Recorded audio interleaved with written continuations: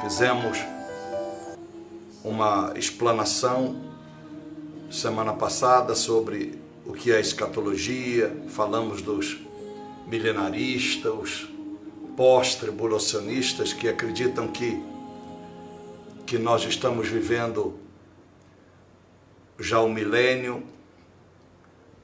Eles entendem na sua tese que a igreja será arrebatada após a tribulação, após os 7 anos do reinado do anticristo e da besta, quando na verdade isso não passa de ilações, porque o certo é vivermos o pré-tribulacionismo.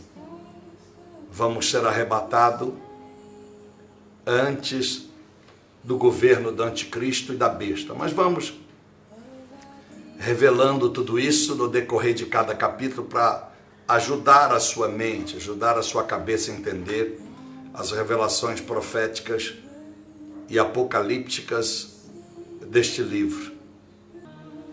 E eu posso dizer para você, não se iluda, não queira saber ou compreender o livro do Apocalipse, a escatologia no final dos tempos, porque você lê muito a Bíblia ou muito o livro do Apocalipse.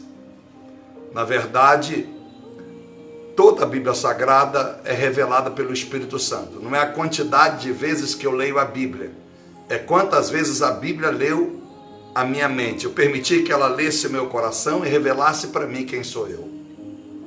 Se não partirmos desse princípio da humildade, esse princípio divino, por mais que você leia o texto bíblico, por mais que você leia apenas 22 capítulos do Apocalipse, ou 66 livros que você leria facilmente em menos de um ano da Bíblia Sagrada, você não compreenderia se o Espírito Santo, que vivifica, porque a letra mata, não revelar a você a palavra. Então, por isso é que nós pedimos sempre aos irmãos que jejue buscando o Espírito Santo. É nesta próxima quinta-feira, o que necessariamente não precisa ser na quinta-feira, você pode fazer quinta, sexta, sábado, domingo.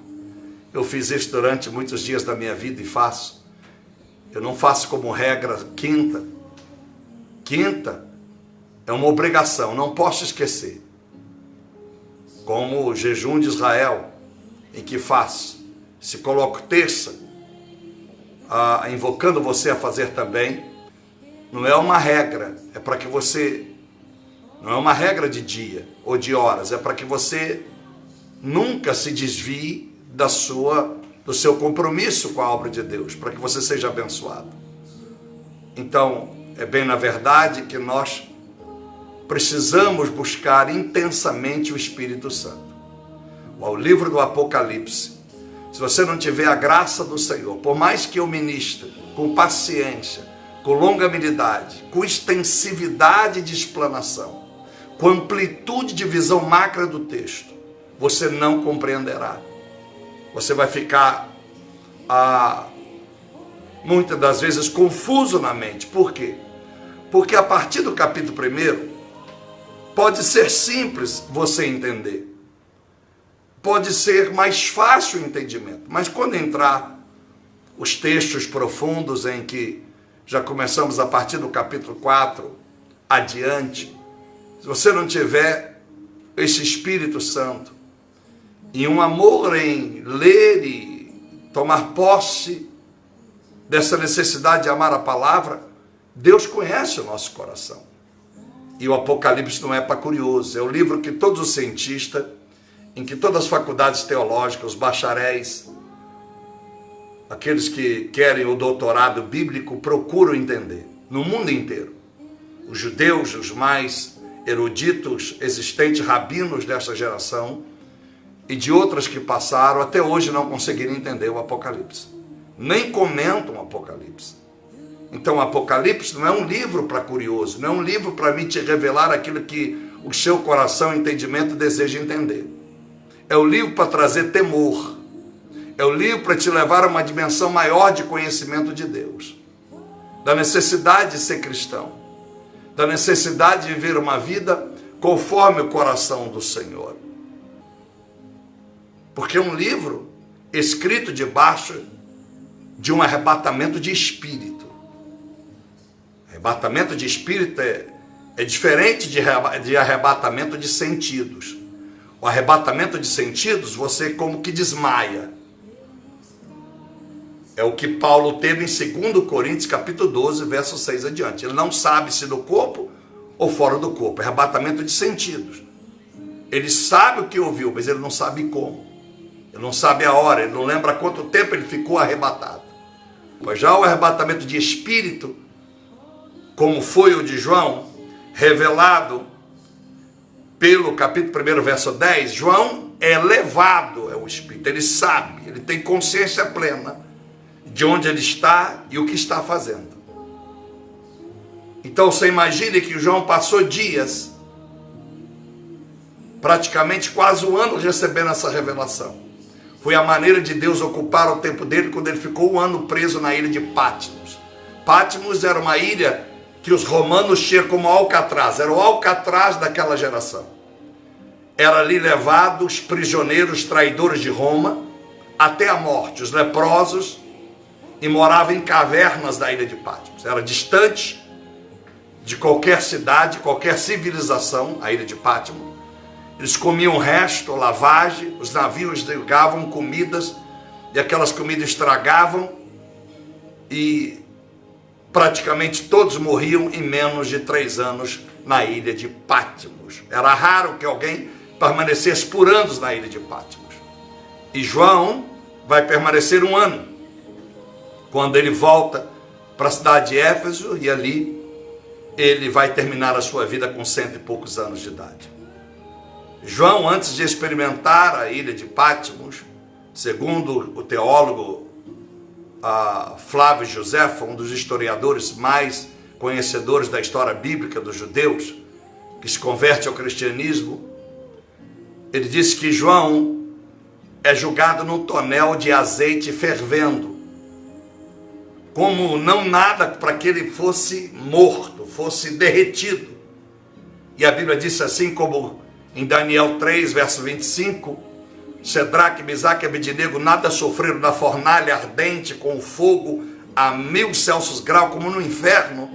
A Bíblia diz que o fogo era tão quente que quando os homens que levaram Sedraque, Misaque e Abednego para colocar dentro da caverna morreram queimados.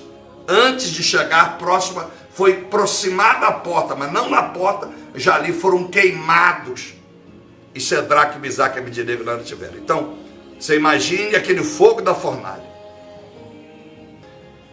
E da mesma forma, tentaram de forma cruel julgar, matar, tirar a vida de João. O discípulo amado, jogaram no tonel de azeite fervendo. Você já pingou óleo, gordura quente na sua mão? Você não botou a mão na panela. Pensa comigo. Você estava fritando algo, ou encostou na panela, o óleo caiu. Imediatamente ficou a bola preta. Agora imagine você mergulhado num tonel com fogo embaixo. O fogo estava fervendo, borbulhando. Jogaram João. Nada aconteceu. Pensando então, o Império de Roma, que ele morreria em Patmos, lançaram ele em Patmos. Não queria que ele difundisse o Evangelho também em Patmos, embora lá pensasse que ele morreria. Deus é tremendo. Na sua essência, ele guarda João, e João vai voltar. É o único discípulo que morre por morte natural, é João. Esse que escreve na cidade de Éfeso, como eu disse, que escreve Apocalipse. Só para você entender. Então, esse 1 ano que ele passa lá, praticamente quase todo esse ano, Deus ocupa o tempo dele. Ele tem um servo, com ele, cristãos ainda vivos que estão lá, e João é arrebatado em espírito. É como se eu estivesse aqui orando, aqui agora, e de repente Deus me levasse em espírito, e eu fosse aos céus. Eu sei onde eu estou, sei o que estou fazendo, por onde estou andando, tenho tremenda noção do que estou ouvindo, do que estou vendo. É como se eu fosse tirado daqui e levado para a cidade onde você está. Uma transladação surreal, sobrenatural. Ele foi transladado. Que tremendo. É como se, João, o corpo estivesse aqui sentado, aqui, o corpo. Mas ele, corpo, alma e espírito, o corpo na unção de Deus, vai até os céus. E ele consegue ver tudo, embora o corpo dele está aqui. Que coisa sobrenatural. Então, você imagine, você e eu queremos entender essa revelação simplesmente porque lemos a Bíblia. Então, Apocalipse, é necessário que todos que queiram entender, o faça por amor. O faça porque tem sede de Deus. Tem sede de compreender as coisas de Deus. E Deus, então, terá prazer de te revelar o conteúdo desse texto, para a glória do Senhor.